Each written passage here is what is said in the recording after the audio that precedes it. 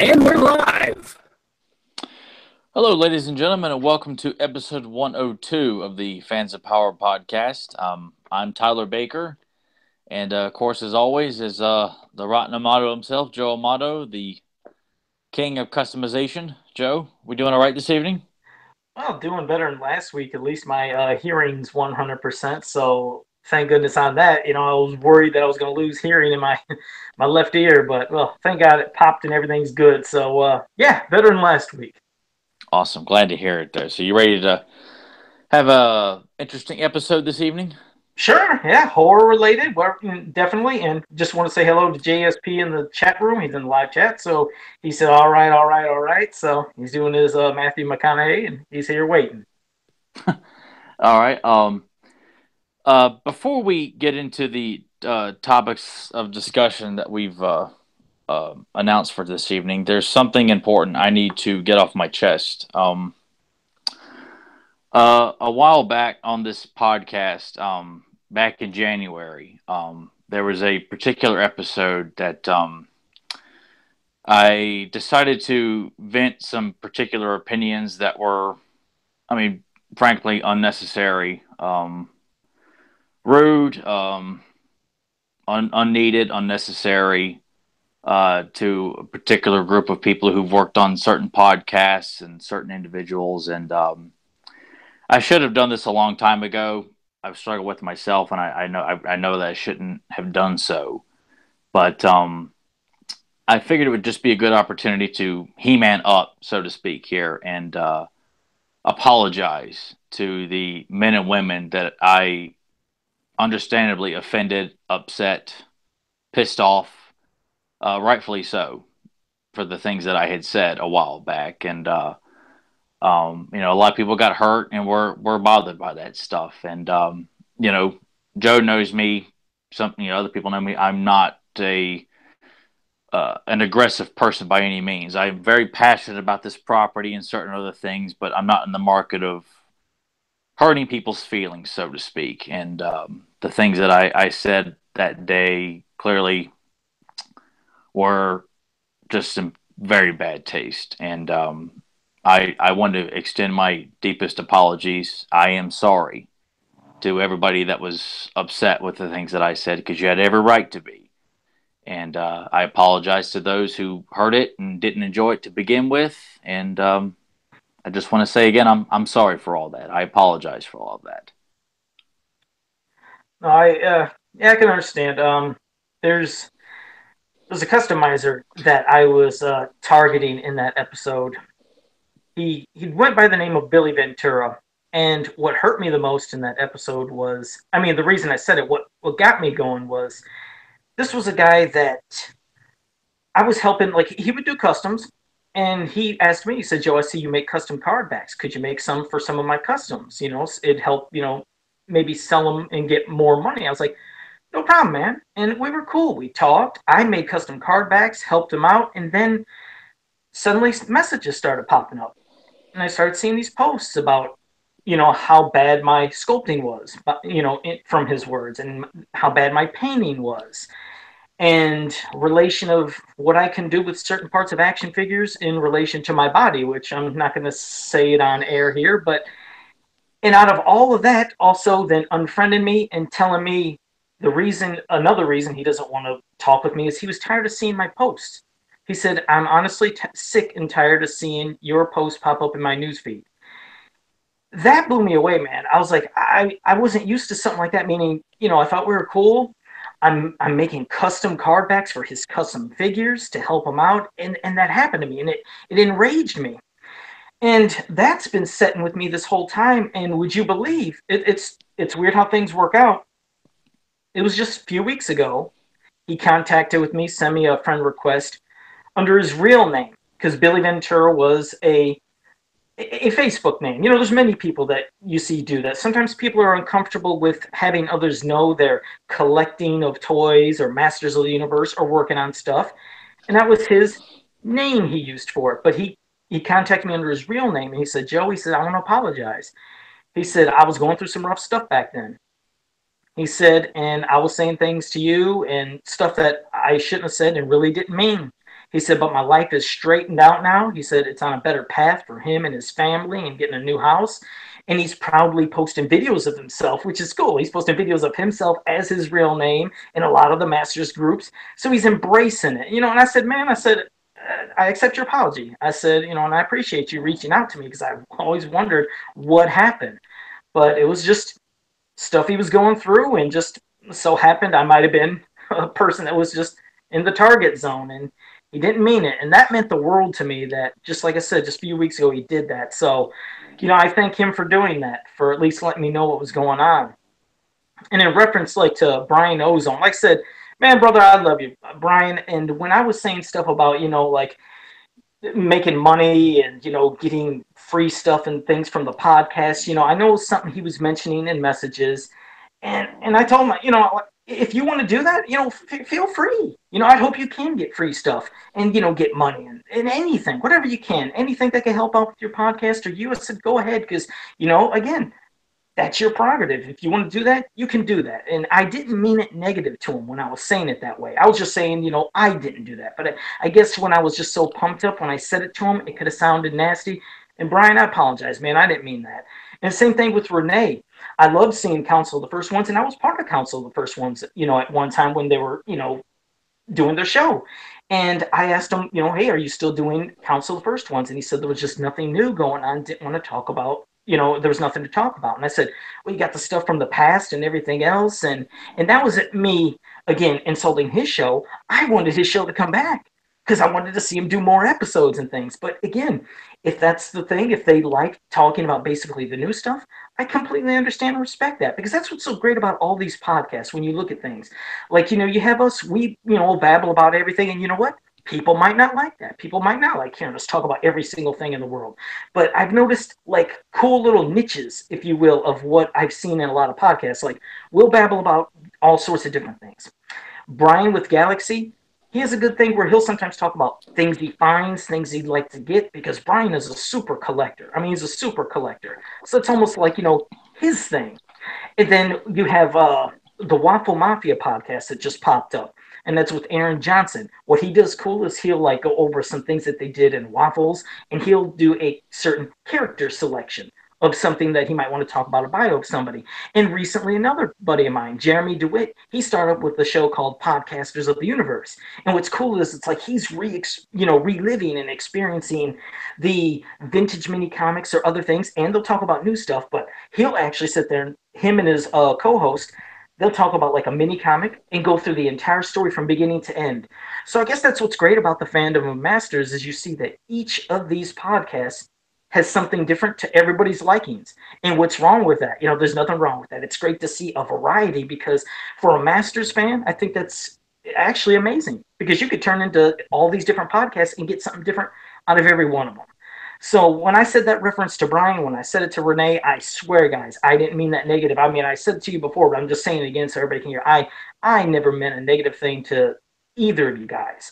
And I hope your podcast, like I said, just keep doing the same thing you've been doing. It's great. It gives variety. And what's wrong with variety?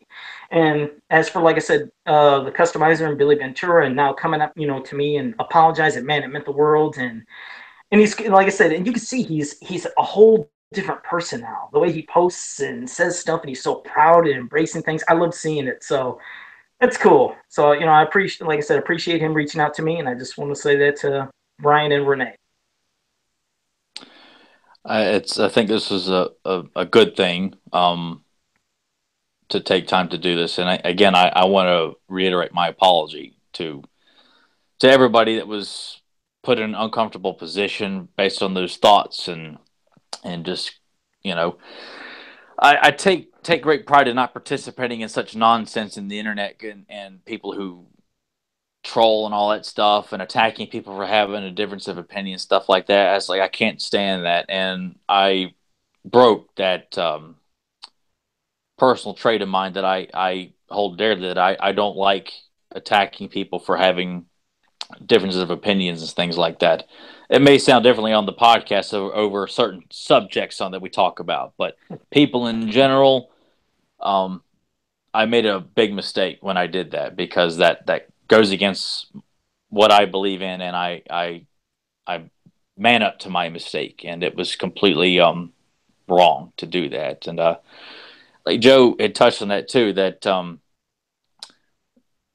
that there should be a variety of podcasts, and looking at it too in a time where there's squat going on with Master of the Universe, other than so what few new figures we get from Super Seven from time to time. It's not a whole lot going on, and for me to trash other people's attempts of discussing this property and whatever it may be was just putting my foot in my mouth. I think at a time like this, it needs to be constantly talked about at all, not just on forums and various Facebook pages and forums of social media and Instagram and stuff like that. It needs to be kept alive by everybody. And I'm nobody special to sit there and denounce people for their efforts in the past or currently or even future ambitions to discuss stuff. So again, I do greatly apologize for every man and woman that I offended with that. Yeah, and I was gonna say, even in the chat room, we have, like I said, JSP and then Motu Man Cave Dweller. They're both saying a variety of shows is good too. So they're both saying the same things. And what did Motu Cave? He said he wants to see Tyler apologize for destroying a copy of one of the Thundercats crossover comics. That ain't hell no, absolutely hell no. That ain't I take great pride in what I did on the various episodes of destroying those two books that I had, and I still got. I was doing some cleaning in the He-Man cave here, and found issue 1 of the DC comic book. Now, if people would like, I would be more than happy to destroy that live on the podcast as well, in some form or fashion. I was gonna say, you definitely did a variety, just like we said. I mean, hey, with nothing going on with Masters and the variety of podcasts, it's like, like some people like tuning in each week to see a different comedy on TV, a different comedy TV show. Well, hey, with this, you're getting a variety of different Masters, especially like you said, when there's no new cartoon, there's no movie, there currently isn't a comic, and if there was, we don't know what you do with it. But hey, you had variety with what you did. You ripped one, well, you burned and one. You may not like the variety. I will say that talking about the comic books, but and Joe and I like classic wrestling. I don't care for current wrestling. However, in regards to current wrestling, people have always said, and I agree with this, that Vince McMahon should not have a monopoly in professional wrestling. There should not just be one He-Man podcast out there. And obviously, currently, right now, there is not. Right. So it's just a way of emphasizing the point that there shouldn't be one place for professional wrestlers to go and work in that business. There should be several federations and businesses that offer professional wrestling, and the same thing goes along with podcasting about Masters of the Universe. It should not just be a couple or one. There should be a wide variety to emphasize that, what we talk about in here may not be people's cup of tea. They may just like talking about the current stuff. They may like just talking about unboxing of toys. They may like talking about just the cartoon and nothing else. They may be animation aficionados. And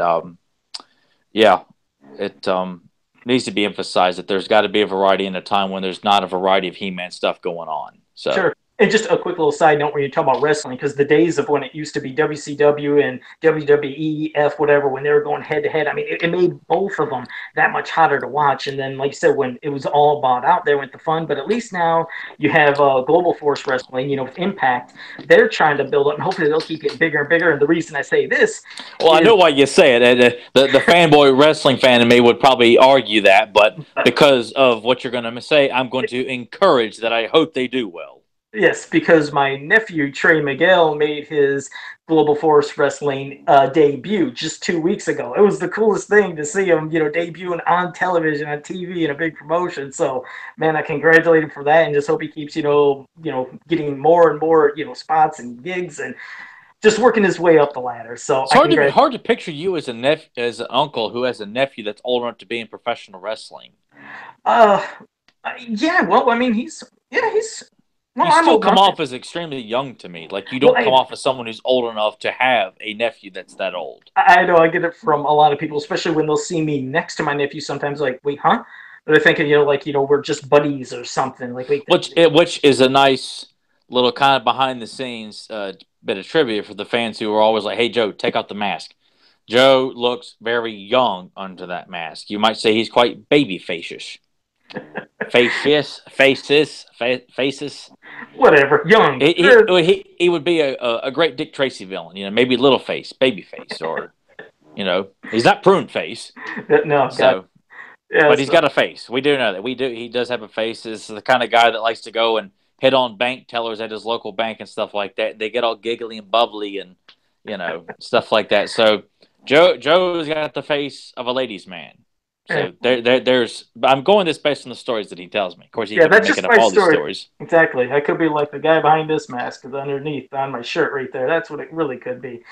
But all right, well, man. Well, with all that out the way now, what you want to start off with? You want to start off with? I say it's slime time. Oh, damn! You have the box, huh?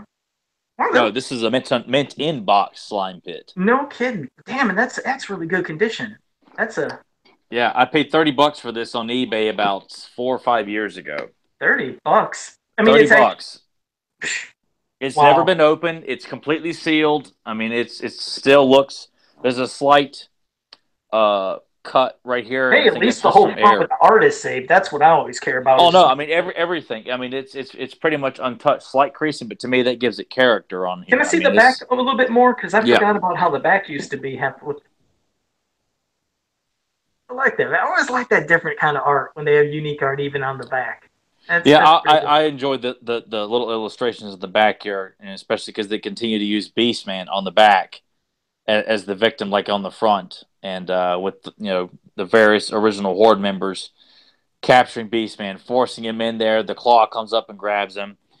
And about this particular box art, and okay. I would love to see more of this used, is the old kind of Roman temple, Greek temple that surrounds the slime pit in this area, as if like this is a very ancient ruined area of Etheria or Eternia that the slime pit has been, well, remained intact. You could almost say that this was probably the public punishment ground or the kind of executioner's stand for this particular area, to have a slime pit standing in amongst all these old temples here, as if like criminals would be thrown to the slime pit as their punishment almost. I'm just not thinking about this off the top of my head as I'm talking to Joe right now. Like, I'm looking at this, it just stunning to me. And of course, this particular piece of box art has a special memory in my heart from being a child and seeing it in a Family Dollar store on the top shelf.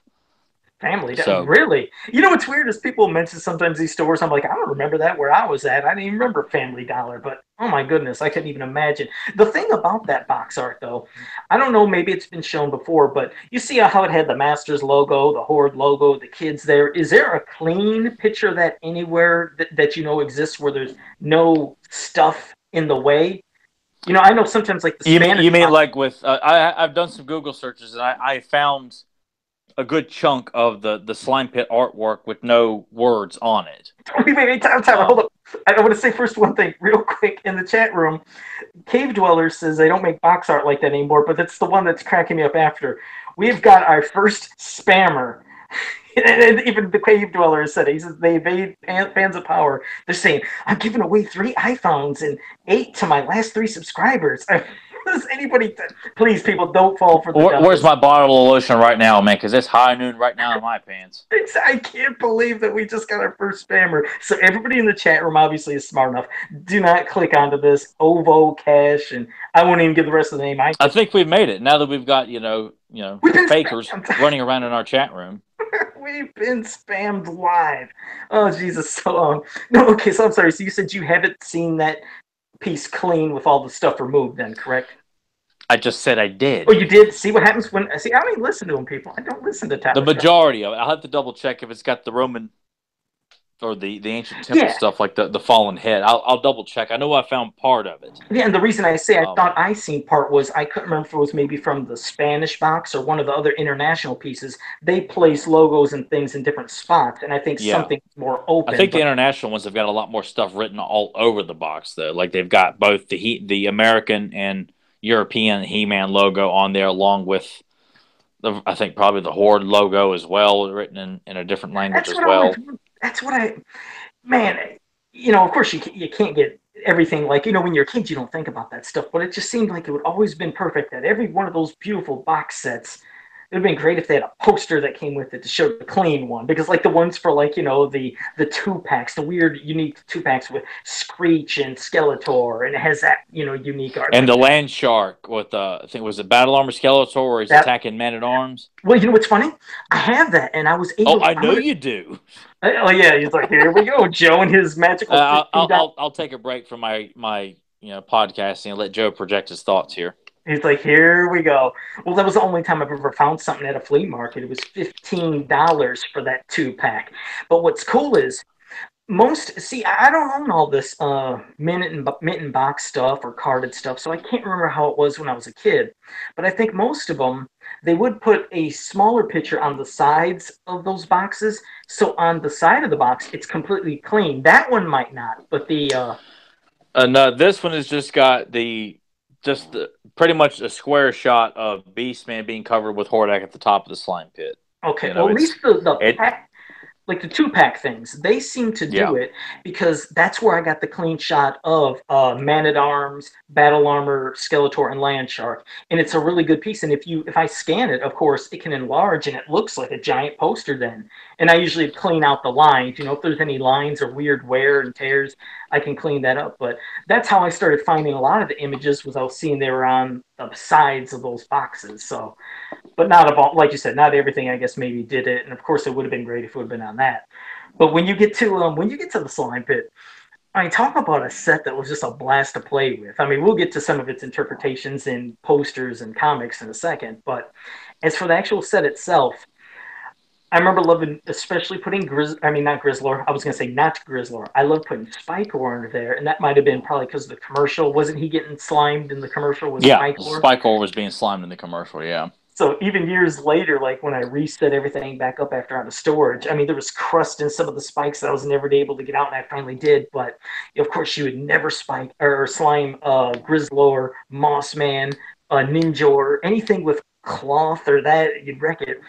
But I mean, I love that effect. What a genius thing of just watching how it came down, oozed down, and you use the slime so much, it would then get all brown and just, I mean, almost deteriorate. It was gross. It was actually gross how nasty it got from dirt. So when they were not selling those cans anymore, which of course I loved trying to find the slime cans, there was my alternative. And I'm sure everybody pretty much had this. Everybody had a gumball machine in their area at a store. And you remember those little bits of slime for a quarter you'd get in the can? Yep. And so I have to buy a bunch of them. But what sucked is that slime didn't have the same oozing consistency. I sit there and put it, and it would just go and then stop because it was more like a glop. It wouldn't really ooze. So my cheap version wouldn't work. But what kid didn't get a kick out of slime? See, that reminds me. I got a question for you, Joe. Okay. Max Feldman wants to know when will new slime canisters be available? Huge for everyone. Lots of slime custom figures, but no real slime formula made available in classic containers. So, you got any ideas of customizing your own slime to sell to people? Not that I'm sitting there trying to promote myself. Like at the bottom of the screen, it's going across. No. I'm taking time to ask Joe this. Somebody has sent in Max Feldman sent in a question for Joe, so. Okay. I told him I would relay this. So this is by no means, this was all improv here. Joe has no idea that this question was coming. Okay, and I'll have a reply to a couple people in the chat room for a second after this. But no, as for real slime, I know that they show these how-to things. I would never want to make real slime. As for if Super 7 ever makes real slime, it'd be cool. Will it happen? I don't know. I mean, I know they're using the cool containers for like their muscle figures and stuff, correct? It's awesome because, it's a nod to the past. But what I did was talk about crazy collectors. We know Tom Ace, good guy, crazy collector. But he actually commissioned me. He said, Joe, he said, do you think you can make slime for my figures, but sculpt it? I was like, never did nothing like that. I was like, well, who did you want in particular? And I think it might have been, I couldn't remember if he wanted Hordak to get his slime after all this time, like Slime Hordak. It was either him or Beastman, but it would have been Beastman would have been my only choice. Yeah, well, I've done him too, but what I do is I would put the figure standard in the slime pit, and then I would sculpt the slime coming out of the top of the slime pit and out of the mouth onto the figure, and then I let it set. After it's set after a day, I'd remove the figure and it's shaped and conformed to that figure. And also the claw that comes up, I sculpted slime on that. And then once it conformed to that, I popped it off, painted it.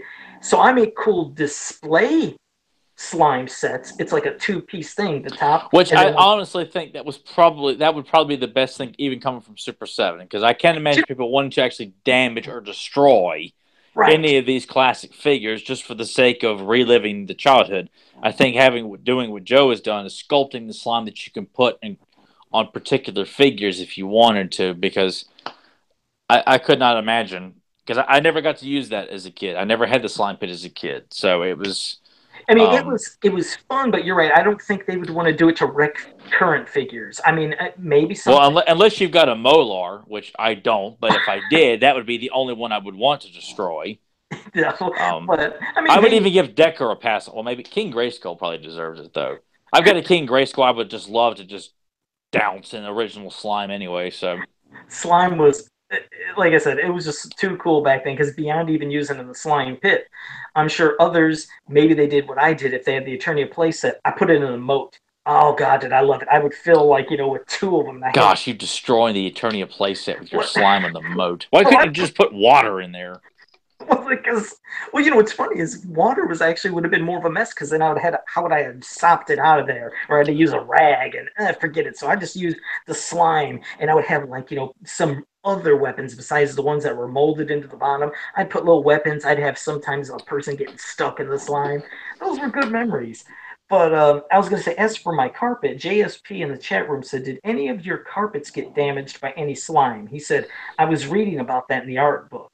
Well, actually, no, my carpet never got damaged, but if I ever accidentally see, I played in the rooms that usually had just a wood floor or just like whatever linoleum, whatever you want to call it.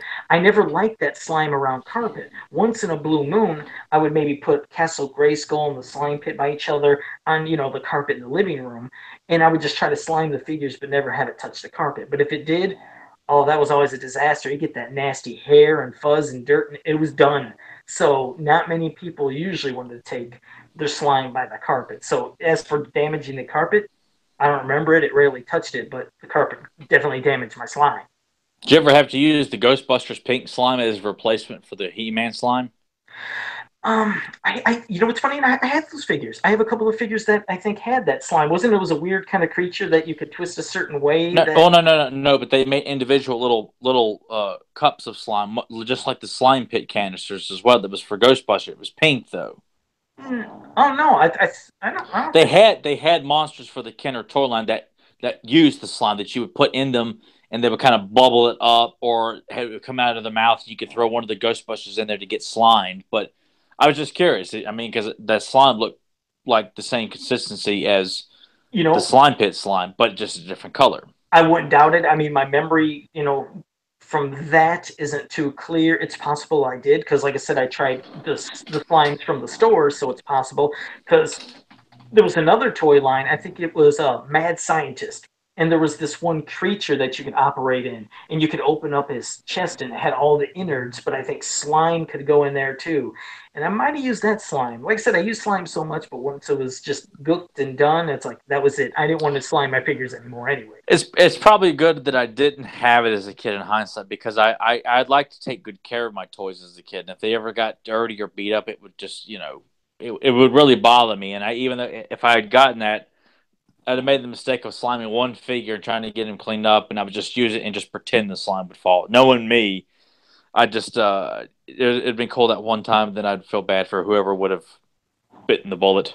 Yeah, that's what I mean. So that's why it was usually always Spikor. Spikor was the victim almost every time. Was there? And that seems like that would be the one of the worst ones to It slime was. because of It was stupid. I mean, but the commercial showed it, so I followed what I seen on the commercial, and I regretted it because, like I said, that stuff crusted in there after years, and it took a while. Once I reset everything up to finally get that out, that was a mess within all his little weird crevices and Yeah. spikes in his chest and that opening. But I definitely was no way ever going to do that to Grizzlor and Mossman or Ninjor. Because, like I said recently, they showed that international commercial from, I don't know if it was Germany or where, but they Yeah, showed but how it was an awesome commercial. it was, but then you see Ninjor getting in the scuba tank and going underwater. I was like, Yeah. no, I would never want water to touch him. I was worried it'd mess up his, his outfit, the cloth, and then mess up the iron-on tattoo on his chest. I mean, you're right. I was like, I was insanely trying, meticulous to keep my figures clean because every figure of my vintage collection is from my childhood. I've always said the story. Got one, that's it. We didn't have the money of, hey, Ma, Dad, I broke this. I lost it. Can I get another? That wasn't happening. So because we didn't have that, kind of money to keep popping them out. So I took care of them like they were gold, whether I was getting them for Christmas, birthday from other relatives, or earning money through the neighborhood, just, cutting grass and doing things. I made sure I just kept everything I got. But, well, go ahead.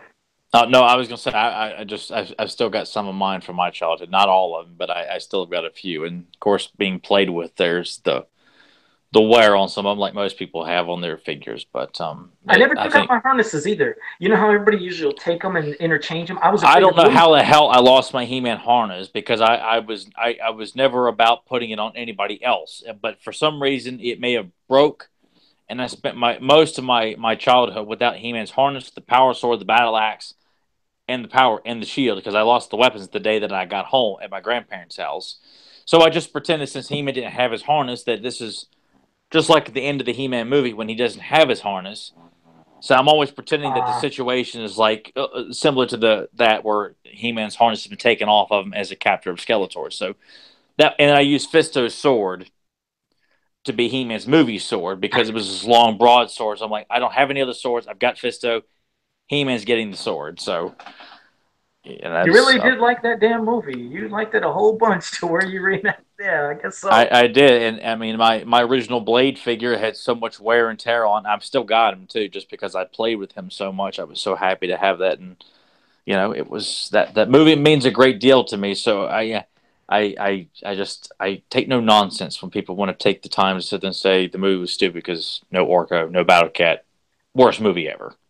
I Right. was just doing for some reason. I'm always watching He-Man stuff on YouTube, and I'll see stuff pop up that some guy will decide to sit there and put together a 30-minute video of saying how not to start your franchise, and then it's all about Master of the Universe, Hmm. slamming that movie. You know what? No, I'm not taking the time to read this video of this guy who's saying that this movie is the worst way because I can just tell you right off without even watching the video that this guy has no idea about the behind the scenes stuff and more than likely doesn't know anything about He-Man and what they did get right.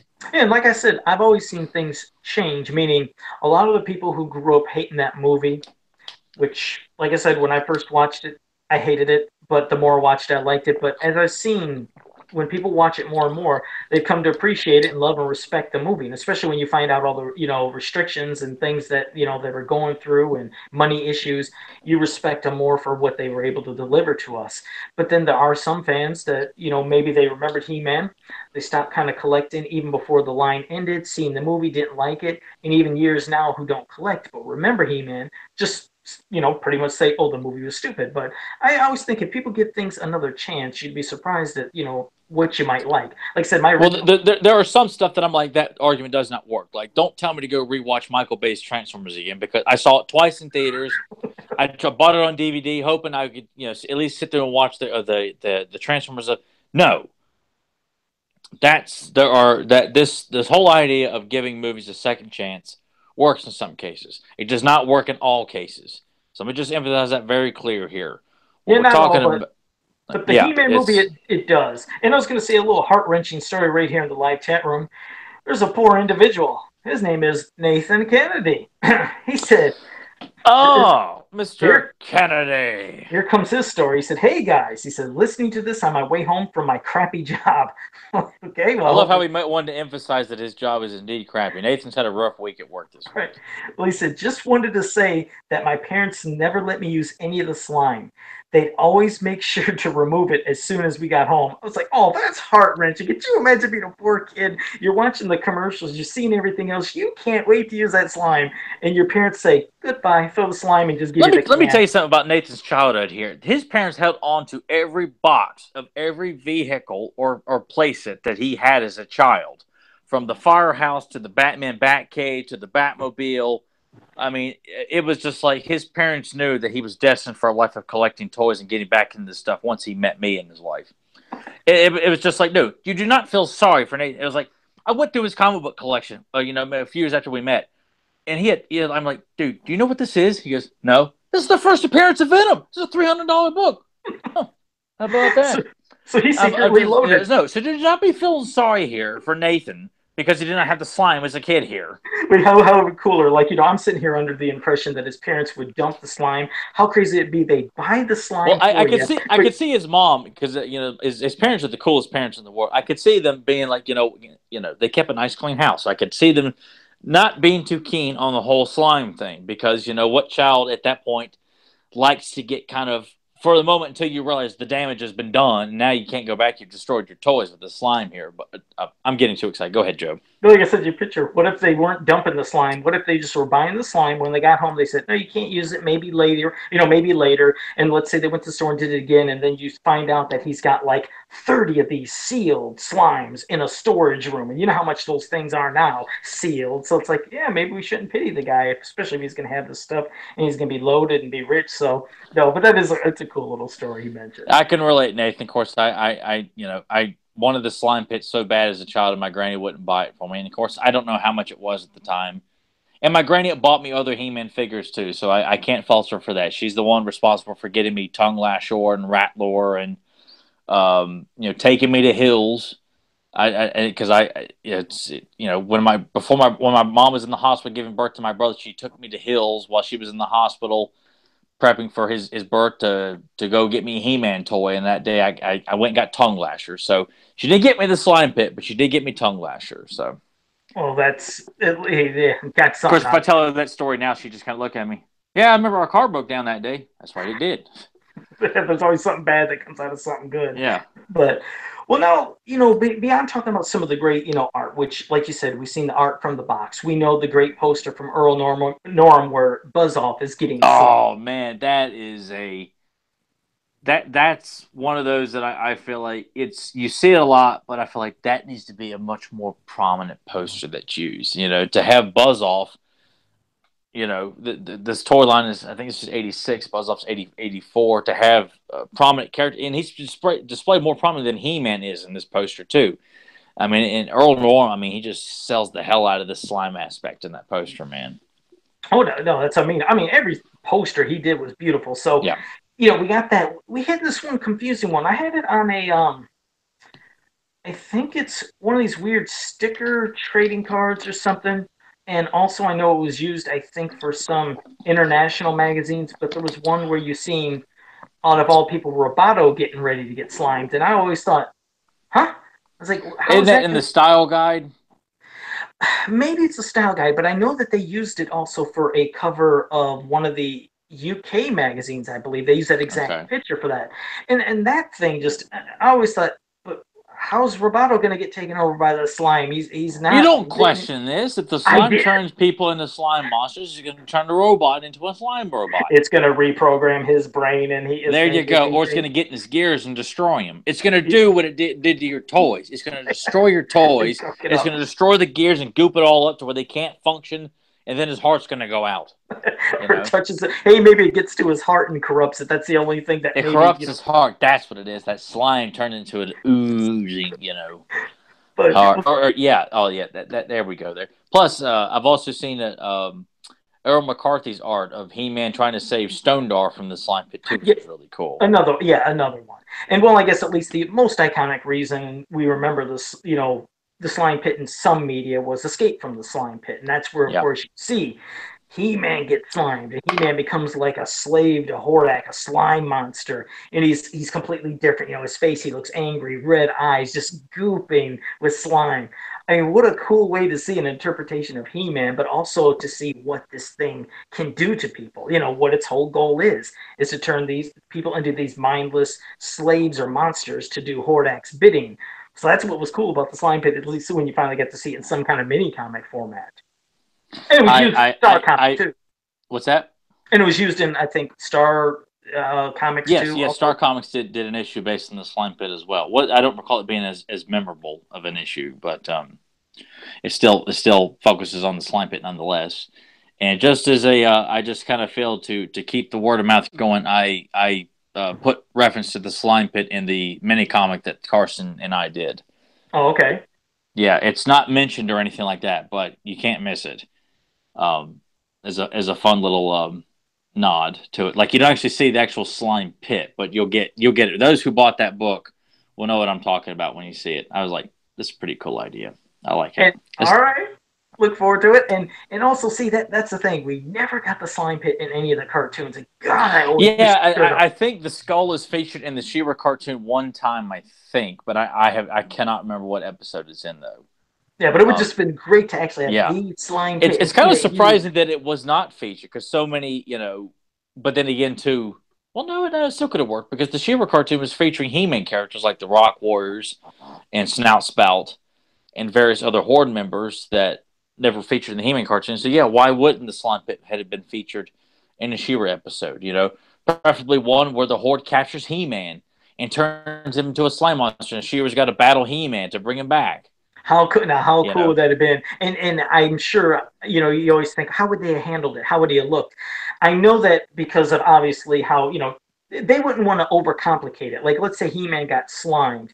I doubt they would have had him looking slimed the entire episode and moving. They probably would have him get slimed, maybe turned green, like that represents him being slimed. Or what's the name? We did that a review of that episode a while back. Maylog, is that her name? Maylog. She was muddy, and that could be cool. Yeah, but I'm saying you take that muddy look and put it on He-Man and just cover it green. Do you think they would have went through all the effort? It would have been cool, but do you think they would have did it? Or do you think it didn't require a whole lot of extra details? It was just kind of, putting, taking the mud look, they're painting different colors, just putting it on He-Man for one time only. And at least by that point, they would. I'm just saying, it wouldn't require a great amount of detail because there wasn't a whole lot of detail on her. I'm going to say something out loud, and maybe the art gods out there will do something. Wouldn't it be cool if there was somebody out there who loves drawing Filmation style stuff? If only we knew somebody who did that kind of stuff just for fun. Yeah, I mean, I figured, what if they could have drew He-Man? Either, let's say he was all green, one version, or what if he thought, hey, let's goop him up and how he would look in Filmation style? That would be pretty cool, but I don't know if anybody would be able to or one I wouldn't mind seeing like that would be Beastman, Filmation Beastman, and covered up in slime, as if like he was the first test of the Horde slime pit successfully captured by the Horde, and all right, now let's go after a bigger fish. We'll go after He-Man this time. That would be cool. I would think that somebody should do that. When you say son, get it? Kind of put those two words together and maybe give a little different type of accent to it. We might have somebody that could do that. You know what? I think you do know somebody out there who's capable of such a task. And he has. He's done some amazing things. Every time you said something, he's done it. So, yeah, if Mr. Mitrovic, if he could do that, we'd gladly appreciate it. I would love to see a Slime Pit He-Man in Filmation style, however you envision it.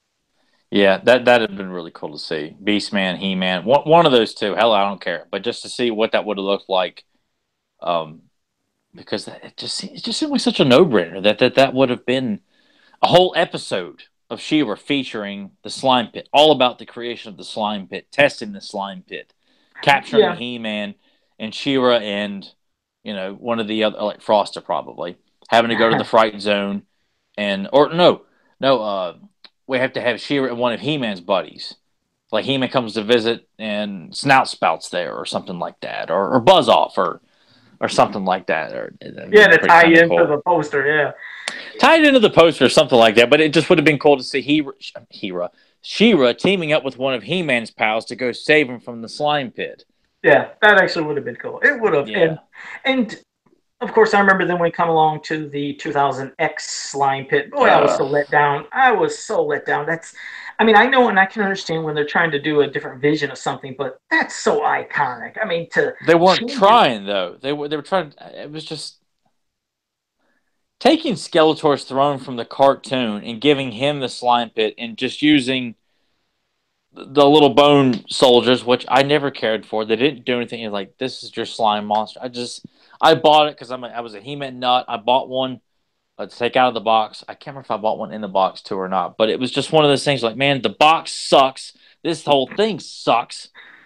But at the time I'm like, I'm not gonna say anything. Deep in my heart, quietly in my room, I'm sitting there Here, saying this was you want to see something funny? And What's it's that? crazy. I don't have the vintage canisters of slime, which I wish I would. Even just an empty one, I would take. But I sure got this crap. I still got the slime from the. You still got the slime from that 2000X one. Good. Yep, and Look how cheap that looks. It is. That's what I mean. It's like, yeah. It's like in a cup you piss in at the doctor's office. It's like, here's my sample. And what's weird is it actually still is goofy. Oh no, you got to take that to the doctor and say, here's my sample. It's like, Joe, it looks like you have osteoporosis according to your sample here. Right. Yeah, the metabolism of a 60-year-old woman. But it is. It's still. No, I'm not going to even attempt to open. But I'm going to see if I can get it to where you see it jiggle. See it. It still is slime. It's all gooped up, but what cheap garbage and what a terrible packaging. God, there's no love. Mattel's budget certainly was not put into that toy. There was no love, but hey, at least on the top of the can it says slime. So. Oh wow. Hey, wow, hey, this is slime. So. Just another example that they may have said they sunk a whole lot of money into that line, but I'm like, where the hell did it go? It didn't go into the actual box art to grab people's attention on the shelves.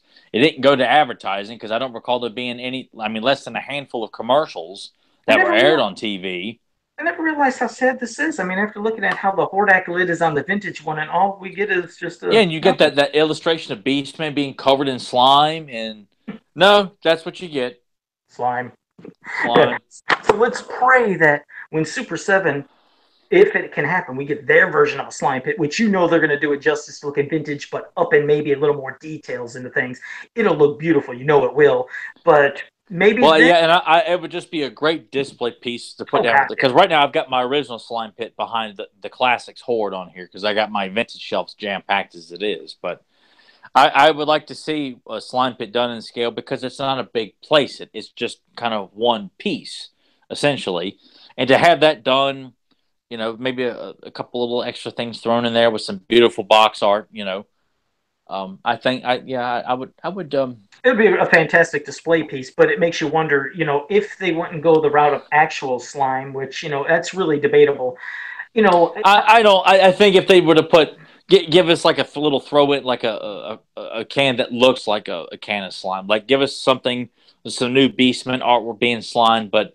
Don't waste your money on actual slime. I mean, I'm sure there's some adult collectors that would love to just do it anyway, but I wouldn't waste the money on use budget money to do that. But yeah, well, I was gonna say I will give my idea of something about slime they could do in place of that. But first, I wanted to acknowledge we have Andy Yalsey in the chat room. That's our buddy right there. Welcome back, Andy. With all the treasures in the world. Well, now we find out this guy is pretty twisted because he says when he was a kid, he asked his parents if he could slime their dog, and they wouldn't let him. You poor guy! You wanted to slime your dog? This guy was destined to be a supervillain. When he says he threw away all but one copy of the original He-Man and the Power Sword mini comics that has Lords of Power written in there, and says, "I've got the only one left here. Can I slime the dog while I'm at it too?" I mean, it then shows up, but I mean, there's no end to this guy's, malice here. So when we get him back, we'll find that his father's just as evil as he was. Wow, that is, I can't wait to hear the stories when him and his father join us. So thanks for that insane story, Andy. And yes, hello to Megoman70. He said, "Sup, Joe? Sup, Mega Man? Thanks for joining us on the show. And we still got plenty to talk about. But now, this is just a quick idea because if they're not going to do actual slime, how I said I did my sculpted slime. There's no way in God's green earth they would do that, but I wonder if there could be some maybe effect of just having something look rubbery to where it could be made out of rubber to look like slime, just to give the effect of being slimed and be glossed up. I'm trying to think of ideas like what could they do I really to. like the idea that you did. I wouldn't want anything else. I wouldn't want anything that unless it's a sculpted slime. I just think that works so much better for an adult collector because that way you could always take it off if you wanted to. You'd have to worry about it getting uh like those little stretchy gummy things you used to get in the quarter machines Yeah. too. You play with them, right? You can stick them to the wall. Eventually, they start getting covered in dust and dirt and everything. Having sculpted slime just seems like it's the way to go because it's interchangeable. You don't have to use it. And if you do use it, it's easily cleaned. It doesn't get dirty, and you can put it on a variety of characters. And you could have like slime that would just cover certain arms. You get slime that could cover certain legs. Slime that could cover certain upper parts of the body. Just sculpted pieces And that it you could could put work very. on. It could work. It would be very easy. Like I said, I mean, I just don't know how much budget wise that would set them Well, back. it But if wouldn't you have could to be do a it, whole. Just a couple of pieces that like with Thunder Punch He-Man, where he's got that punch effect that you get it put on there. That something to that extent, like see-through green plastic that you could just yeah. place on top of these guys as if like they were being trounced in And slime. that's and that's what I meant when I was describing a rubbery thing. I meant like, yeah, if they had a rubber. Oh, okay. I thought you meant like kind of a gummy, No, no, no, like no. I meant texture stuff. no. I meant actual sculpted rubber thing that could boom, just go over the body, Oh, and okay, then yeah. and one that goes on the claw. It's just two quick steps. But if they did it in the style of, like you said, the Thunder Punch thing, that could be perfect. I mean, I would love Yeah. to see that. So just ideas were shooting around. And quickly, Andy tried to defend himself. He said, "No, Tyler." He said he threw away comics, but he says he doesn't know if they were the special ones or not. But the last time he was on, he said it was. So I think he's trying to cover his tracks there. Well, regardless, you still just threw away a bunch of He-Man mini comics just because you could. It still makes you wrong in my book, there, bud. There you go. So, well, that's been our discussion on the slime pit. So I hope you guys enjoyed that. And now to continue with our horror theme month and horror things, we're gonna talk about a certain character. So who are we gonna talk about, T-Rex? Castaspella. She's Boy, she's hot. Mm-hmm. No, go ahead. She is hot. So, We're talking about Shadow Weaver. We're talking about Shadow Weaver here today. That is a scary bitch. well, that's just right to it, huh? And too bad we couldn't have seen the face that she showed to that one young kid, the one that freaked him out. I always wondered what would she look like, and just to think of somebody that is that powerful, and she could have been more powerful. Remember, she didn't get all the power of that crystal that was turning her from one vision, because as Light Spinner being known in UK, but I don't think she was called Light Spinner in Filmation when they showed her looking, with her blonde hair and almost her I Dream of Jeannie outfit or whatever. Yeah. I don't know what she was even called. I don't think she was called anything. But when she was getting corrupted by that crystal, the full power didn't hit her. And it makes you think, my God, what would she have been like if she got full power? You think she's bad now. She could have been ruling the Horde probably with Hordak at her side if she would have had all the power of that crystal. Well, yeah, but the Horde was giving her that power, though. And I feel like if the Horde is providing that, they're certainly not going to provide anything that's stronger than Hordak or Horde Prime to someone that they... pretty damn powerful, on Hordak. Well, she is, but I like I said, I feel like Hordak, and I still like the idea that Hordak answers to nobody. So that's why I feel like Hordak would not allow anybody the ability to have black magical power stronger than his, even if he's devoting more time to technology and enhancing his body physically using technology and weapons. He wouldn't allow somebody who has not yet completely proven themselves, other than simply betraying her people in one opportunity, to do any and to become greater than he is. I mean, obviously, which I like to think kind of shows how valuable and how strong Hordak's power is. If Shadow Weaver can become as powerful as she was, just like that from this gem, that enhancing what she'd already known from the elderly wizard that taught her everything. The guy that taught her and Castaspella. Was it Dark? Wait, it's not a difficult name or by any means. It's a. Does it begin with a D? I can't remember if it began with a D. Fans, I apologize, Shiver fans, for screwing that up. You're probably screaming at me right now. But wait, what was it, Norwin or something along those lines? Yes. Oh yeah. God, we're butchering. Now everybody's gonna chew us out. I hate that though, because I when I hear people just screw up facts like that, it makes me mad too. So I greatly apologize for that, Shiver fans. Okay, go ahead. I forgot it. I'm sorry. It was something Norwin. Go ahead, keep going. Something. The next thing we were saying, Nanu. I'm gonna have to look it up because now I'm gonna feel bad because I don't know that. You keep talking while I try to find out that name. But she's oh, I mean, obviously, it's a take on, like, Hordak has his Evelyn, so to speak, in Shadow Weaver, and Shadow Weaver definitely was scarier than Evelyn. Evelyn, on a few occasions, kind of creeped me out as a kid. Evelyn's plot being one of them, but Shadow Weaver was she scared me in one particular episode, and that was for one of the horses I've discussed in the podcast before, which, in my opinion, was one of her best, if not her best appearance. I know she's prominent roles in Secret of the Sword Hey, and second, Price of Power and Eldritch Mist. let me jump in real quick. I said Norwin earlier. It was Norwin. I was actually right. Norwin. Okay, Oh, good. cool. Okay, I actually Okay, remembered cool. something. So All right. maybe the Shoover fans were not getting ready to form a great rebellion on us over that one. Yep. Oh, and somebody will have a question for later. I knew this was coming. We will answer it later because it always pops up. It's from JSP, but we're gonna save your question, JSP, because it'll be a doozy, I'm sure. Okay. But yeah, that to me, that was Shadow Weaver's finest moment, because I guess it's because of watching her as a kid. It was, I think, that kind of Freddy Krueger effect, where this very evil person is pretending to be a beautiful woman and befriends someone who is taken by her charm and gets a kiss or wants a kiss, and turns out it's Evelyn, portraying Squinch and pretending that it's Miss Nadir. Well, Shadow Weaver's pretending that this girl running from the Horde Troopers, and she wants a kiss. As soon as she gets a kiss from Bo, she turns into Shadow Weaver, which is disgusting and scary. Let me You jump come in. to realize, And huh? that moment, I was just going to jump in. That moment you said right there always reminded me of The Shining when Jack Nicholson or Nicholas Oh God, when yes. Jack Nicholas is kissing that beautiful woman and it turns into that ugly Turns to that mutant. old lady who's laughing with all that decay. Boy, that scared the hell out of me as a I kid when mean, I saw that. What the hell is this? it's still freaky, Oh, especially when you're. I'm getting goosebumps on my face from even thinking about that scene. I just remember because when you're a kid and you see boobies, when you're a young kid, it's like, oh my god, you're excited, and then Well, when no, it not turned to when my that, dad's in the same room watching this. I can't sit and enjoy it because I'm afraid my dad might get mad, but he's voluntarily letting us watch it because he probably knows this ain't going to last long here, boys. it sure doesn't. Because boy, a moment of oh my god to oh good god. So yeah, what a change of emotions from that being excited to just being disgusted and want to puke. So Yeah. what a switch.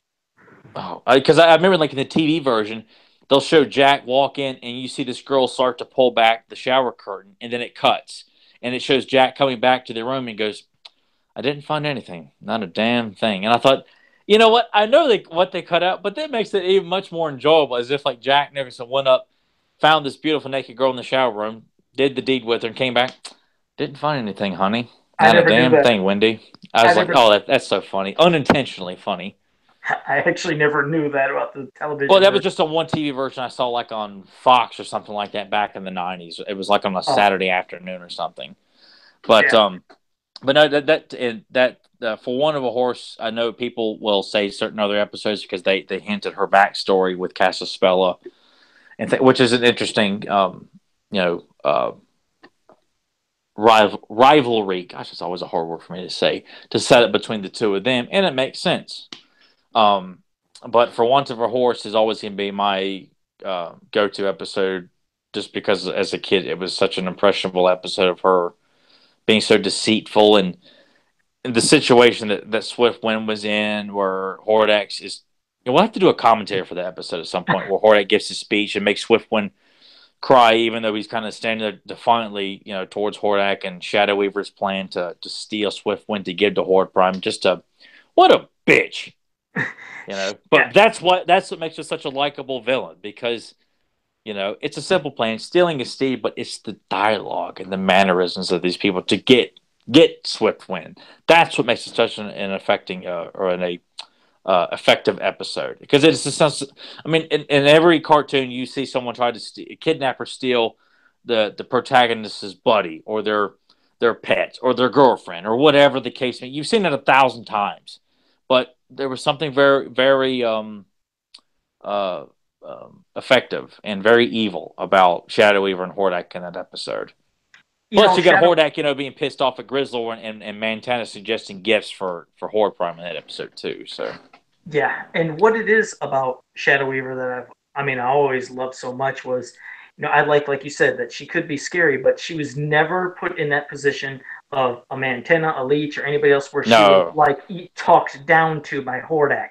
She was always so serious, and it's the only character that I felt like seemed scary all the time. Sure, maybe was there one or two episodes where maybe they tried to like embarrass her with, I don't know, water being dumped on her or some stuff, or I don't know, but otherwise you never felt like she was being treated beneath anybody. In fact, she seemed to me, this is just my opinion, more frightening than Hordak, because Hordak started experiencing later on to the episodes goofy facial expressions and then things not working right, and him getting the old slapstick treatment. But I felt like I never got that from Shadow Weaver. She never seemed like she got the slapstick treatment. She always just seemed absolutely scary, and that's what you loved and appreciated from her. Because, like, the cartoon that you still have never seen, which I'm going to try to make sure I get you some copies of the DVDs to watch, Dungeons and Dragons. What I loved about that, the main character, Venger, he was scary. He was imposing, and with his the main horse. villain. Yeah, the main villain, Venger. I liked when you would have this villain that you could fear all the time, because then it only made the episodes that Is more portrayed enjoyable. competent all the time, not the bumbling villain that we have to cut down Right. the tone a bit Which to not frighten the unfortunately, kids. yeah, because that unfortunately happened to Skeletor, Hordak, and everybody. But I didn't feel like that really happened to Shadow Weaver. Like I said, I'm sure people will correct me. There might have been a couple episodes where something happened, but as But the for my memory, overall tone, that I feel like She-Ra fans cannot argue that the overall tone of Shadow Weaver was pretty much portrayed consistently. the way Yeah, she you see her get, speaks and everything, yeah, everything. She's um yeah, you'll have her like get turned into a green pig by She-Ra because her spell's blown back at her. Or she gets hugged by a giant teddy bear or something like that. But for the most part, she's portrayed as someone that is always taken seriously, no matter if she gets her comeuppance at the end of the episode. You see her as a consistent threat, like much like Evil-Lyn. I mean, for the most part, Evil-Lyn was portrayed the same way. She was never portrayed as somebody that is slipping and falling or cowers in fear for the most part from Skeletor. She was an equal to Skeletor, much like Shadow Weaver is the much loyal female equal to Hordak, and is always there by his side, supporting him.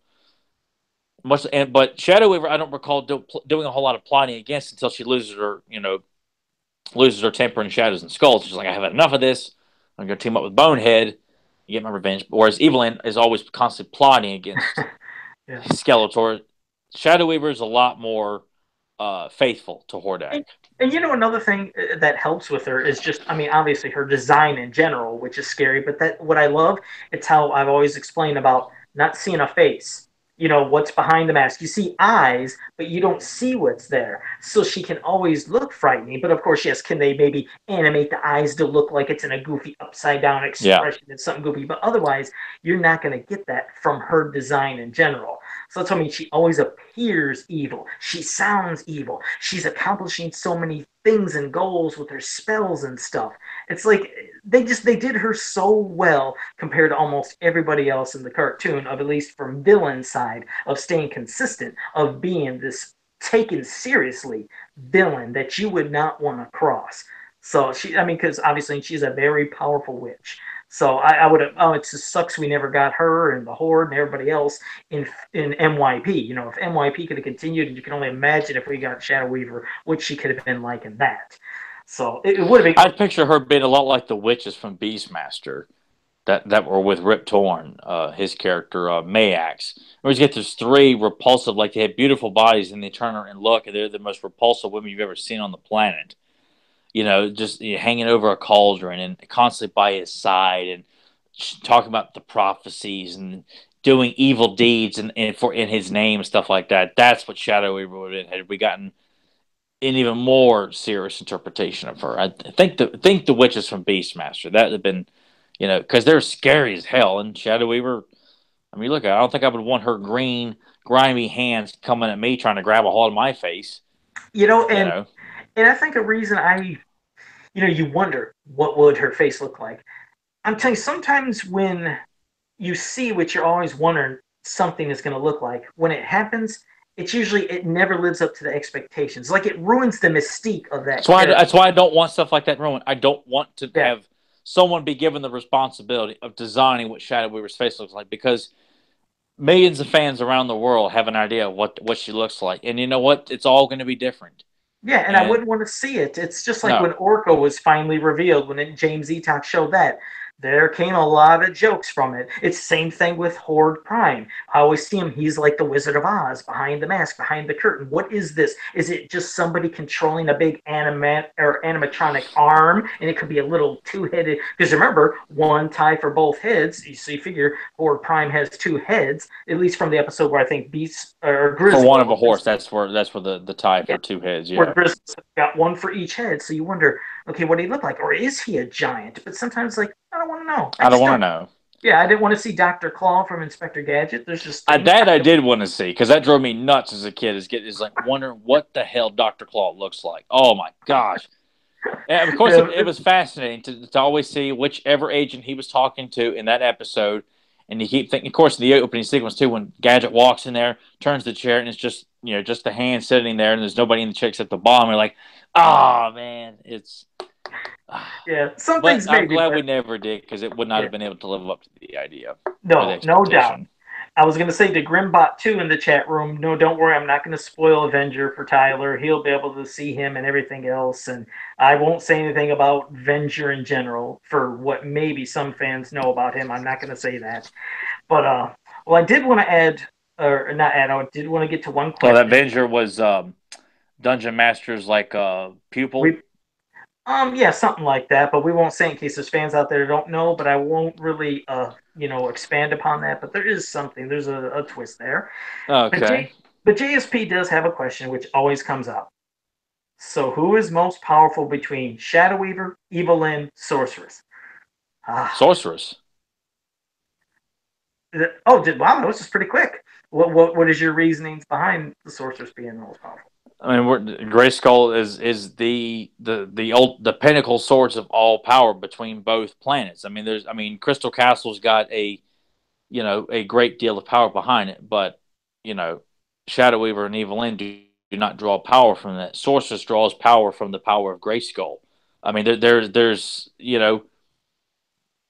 them together. Shadow Weaver and Evelyn, yes, they put up one hell of a fight um, against the Sorceress, but I mean, if all You right, want me to is he still all right? Ask him again. Get specific. Is the Sorceress outside of Grayskull combating these two, or are we talking essentially? I mean, I think well because power wise, I'm going to say the Sorceress because Evelyn and Shadow. Yes, they are very, very powerful witches, but no, there's no way the Sorceress is going to be taken. She might have to put up a fight that might last a while. Because I would like to think that Evelyn and Shadow, whether they are tag teaming or going at it separately, that it's I'm gonna is envisioning a whole different kind of three-way cat fight now. Everything just changed for me. Everything just right when you said a three. I don't know what you said. My mind went into a whole well, different. you are Joe the Pervert. You hide behind a mask and you always wear a lot of heavy clothing. You probably got like all kinds of goofy perverted accessories in your back pockets and things like that. That's why I do it. But no, I was going to say one thing. Outside of Grayskull, I mean, it's different because remember, she's not supposed to have her powers really outside of Grayskull. But a fight inside, I don't know. But now I'm going to be that. Dude, in a fight inside, she's gonna kick all their asses. There's no way. Well, then again, too, Skeletor has captured her several That's what I was inside going to Grayskull say. too. Hold on. That's what I was going to say. I'm going to be that guy, the one that likes being annoying. The guy who likes to tear apart quest for the sword just because he can be a prick about it. Oh yeah, I mean it's true. Like I said, you could have just got the Wind Raider and went across, but whatever. But no, I mean we've had Celeste that took care of the sorceress just by singing, so she's somebody that hey, not as powerful as the others. But then we had the mighty Shigora take care of everybody, including the sorceress, and made her his slave and turned into a harpy. So I don't know. It could be a different fight. You never know. Maybe they'd be able to really give it to her. All right. But we're not talking about. All right, give me examples, and we're talking filmation here. I'm assuming this is what we're talking about. So we have to maintain the same lore Shadow here. Weaver could put her to sleep, maybe, or screw with the sorceress's mind. Shadow Weaver, if she pulls off But one of that her would be spells. along the lines that Shadow Weaver's spells could break through whatever barrier is surrounding Grayskull, If and the she's in, same that's thing what I with mean. Evelyn. We got to get them in there. That's what I mean. So let's say they're Yeah, in but all Grayskull. right, but that's another thing. We're because I mean Skeletor does not get in Grayskull a whole lot. It does happen, I'm gonna but do it again. Hold up. You know me. I like being the idiot. If yes, He-Man you do. He-Man likes he tossed Lizardman through the window. So Shadow Weaver just turns into a fireball, goes inside there. So does Yes, Evil but the Lantern. sorceress was out cold during that scene, which was why that happened. They hire If she was, Solis. she would have kept the bear like she did in the Mystery Many Faces when she has a bear around the castle. Of course, Skeletor's using the collector to crash through it. Oh, for God's sakes, They're jeez. gonna hire Solis. Solis is gonna put her to sleep. Then they're gonna come through the window in their fireball form. Then they're gonna rematerialize into their normal other forms, and then All the right. battle I'd begins. say it this way. Look, He-Man is powered by Grayskull. No one is going to defeat He-Man. They may put him against the ropes. It may be like Apollo versus Rocky, where it comes down to the last second to hear who's going to get up. But He-Man will get up, and He-Man is powered by Grayskull. Sorceress is powered by Grayskull. There may be some close calls down to the last second, but the sorceress will rise victorious over Evelyn and Shadow Weaver, either against both of them or one at a time. But it will be one hell of a cat fight between all three of these women, whether it's two against one or one on Feathers one. flying everywhere, just feathers flying with the Yeah, cat fight. it will put damage to the castle. The sorceress will be breaking sweat. She'll probably have blood running down her mouth, maybe out of her nose from intensive using a lot of the her brain power to concoct spells and stuff like that. I'm not saying it's going to be a squash match, but you know, the sorceress will be victorious. We're gonna have an undercover brother moment where the girls start fighting and Undercover, bro. scrapping. How the hell can you reference that movie on this podcast? Well, remember when the two girls started fighting, and then in his fantasy he's eating popcorn as he's watching them because then He's calling a black man's kryptonite is a white woman. Yeah, remember that part? So the two women are fighting and they're starting to get wet and everything, and he sits back, he's eating the popcorn like he's now into the fight. So He-Man, you picture, he's like, sorceress, I'll help. He's like, wait, what's going on right here? Then he sees them all going at it. Oh, I'm sorry.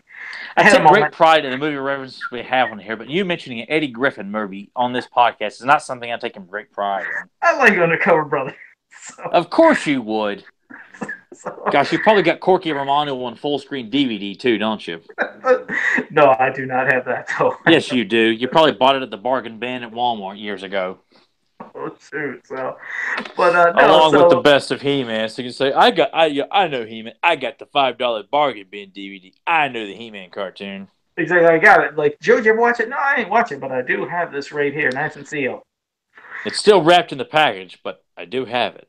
I do have it. And I only paid $5 for it. That's right. I had a $5 gift card, though. I had to get rid of it. It was getting ready to expire the next day, so I bought it. Because I remember He-Man. I remember watching the cartoon as a kid. Doesn't really hold up that well, though. According to the guy I watched on YouTube, who said it was stupid. It's like, funny, hey, I figured I'd buy it. $5. But no, so yes, for this episode in the horror month, yeah, Shadow Weaver just was a great and a perfect choice. She's a great character, and she just is one of the many reasons why the Horde is such a fantastic faction.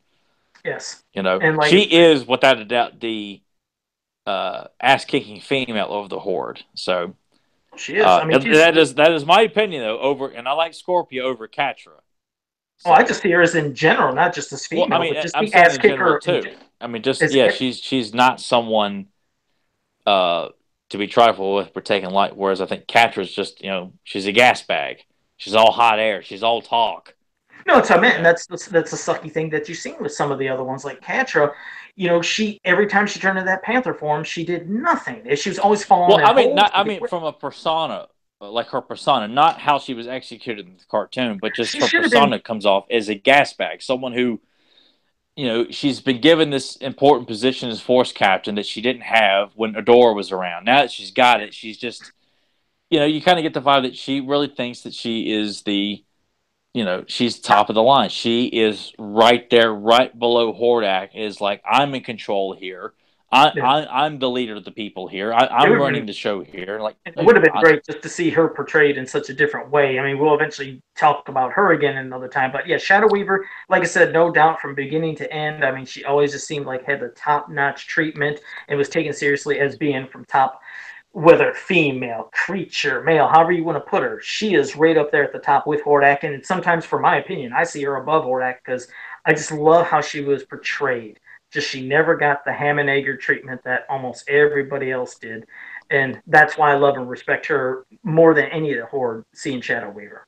I can understand that. I still, um, but hell, I love Montana and Grizzlor in the Shiver cartoon, regardless of how many times they got, you know, dropped down the trap door chutes and stuff like that. I absolutely loved just how they looked And it and the wouldn't work for voices and her. everything. They sit there and do the trap door, and she's just No, I floating, mean, well, even I think just it was hovering. I think it's even in For Want of a Horse when she quietly tells Montana, you know, his plan, it was my plan, and then Montana says, you know, I thought it was Shadow Weaver's plan, and or I think it's the beginning of the episode where Montana says something that angers Hordak, drops him down the chute. He looks down at Shadow Weaver and Grizzlor and says, "Does anyone else have anything else to say?" And they both kind of look at each other and shake no, as if like, well, what if it did?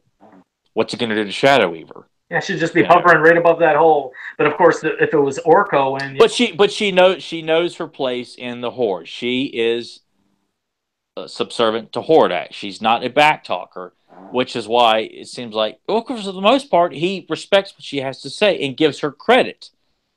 And he does. There are examples of him giving her credit. Excellent idea. See to it, Shadow Weaver, as opposed to, that's a great idea. I'll take all the credit for myself. And, you know, there are a few examples of that too. But for the most part, Hordak does respect her wholeheartedly. okay.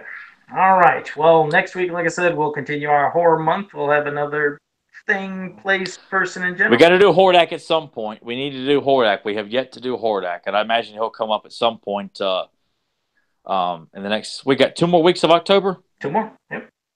All right, then we got. Well, that means House of Shakoti Part 1 is next week for sure, along with whatever else we decide to do. Okay. I thought you. Yeah. Well, then we'll see how to switch it Or up. did you want to do both of those in the same? I figured we would break that up over 2 episodes, like do Part 1 one week and do Part 2 the week before Halloween. Or did you want to do something else? No, we could do that. We could split them up. Definitely, just to at least save. Yeah, like you said, so we can have part 2 around the Halloween episode. Yeah, that'll work good. So. Okay. All right. Well, Tyler, do you have anything closing that you wanted to say or recommend before we finish with this episode? Let's see a couple things. I'll recommend For Want of a Horse for people who like Shadow Weaver. I know she's got some other episodes that she's prominent, but I'm always going to go to For Want of a Horse. And if you haven't seen it or haven't seen it in a while or don't know why I'm constantly referring to that episode, I suggest checking that out because everybody's done very well, from Bo, She-Ra, Hordak, Shadow Weaver, Swiftwind. Just some great moments in that. So that'd be my episode recommendation. I know I've done it before, but I'm gonna do it again because it's such a great episode. And I want to give a shout out or a recommendation for artist Kevin Sharp, whose artwork is hanging up behind me here that I mentioned last week. His Kickstarter is called Grey Wolf and the Wreckage, which is a project he's currently working on the finals pages and stuff like that, as well as I think he's working on as I'm talking about this right now.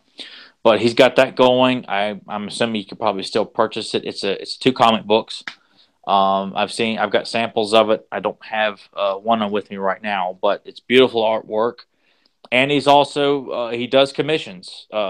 These I got Lion-O, He-Man, and Trapjaw. These were prints that he did for me. Could you give us another angle because we can only see the bottom parts of that? Do you think you could show us which one? Trapjaw? Shoot. Yeah, go ahead. Trapjaw. All right. This is Trapjaw here. If you can see it here, as I'm talking there. And I've got He-Man and Lion-O. These are prints. However, he has done commissions for me. He's currently working on one for me right now. What's that? You dropped out. Ah, damn it. You can blame me for that. You can say, Joe, see what the hell happens when you try to make me show stuff live. Okay, there we go. But, that's what you meant when I say I dropped out. Yeah, that's a better angle. Oh, okay. Okay, anyway. But he does commissions. He's a big He-Man fan. I plan on having the first of many He-Man commissions done next from him. He does a lot of beautiful artwork. He's a big He-Man Thundercats fan, as well as G.I. Joe superheroes from Marvel to DC.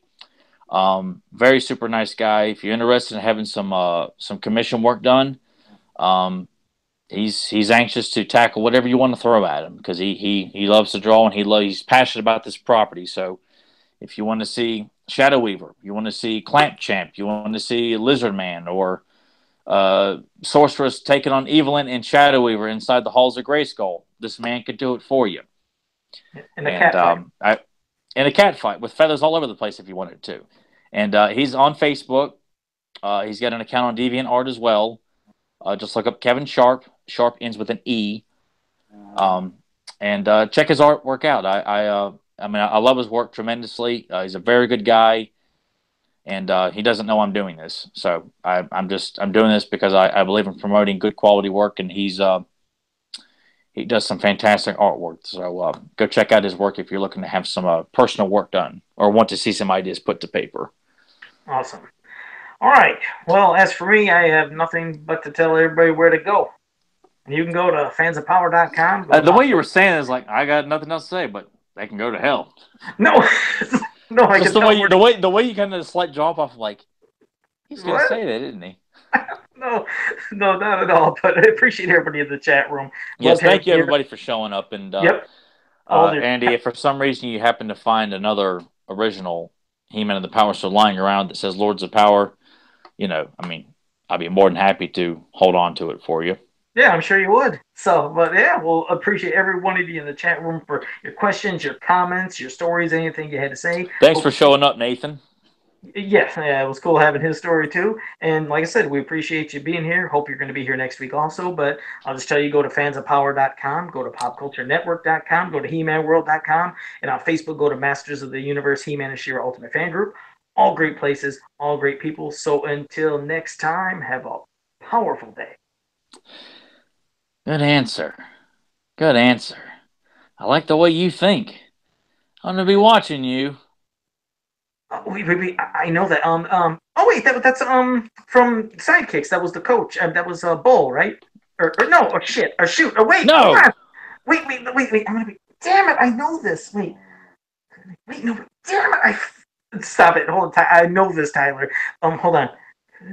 Oh, that was Sorry, Back to School. That was Sam Kinison. Yes. Oh God, how the hell did I think that? Maybe I'm like, why do you get Sidekicks out of that? What part? I don't know. I was thinking when do I look like Joe Piscopo or something when I said it? Well, I think it was when Bull was impressed with Barry and what he did. I confused a statement. That happens. Okay. When Bull was like, not bad. Gotcha. Well, Joe forget. Yeah, not bad, kid. Not bad at all. Exactly. Remember, Tyler's got the steel trap. I got the rusted box. I tried. But so, again, thanks, everybody. He certainly does that. If you don't believe us, go check out this past week's episode of Beyond Retro. That was pretty bad. I sat there and recommended we talk about something we talked about the previous week. That's how bad my mind will get sometimes. I don't know what the hell's going on. So, all right. Well, again, thanks for joining us. We'll see you guys here next week. Take care, guys.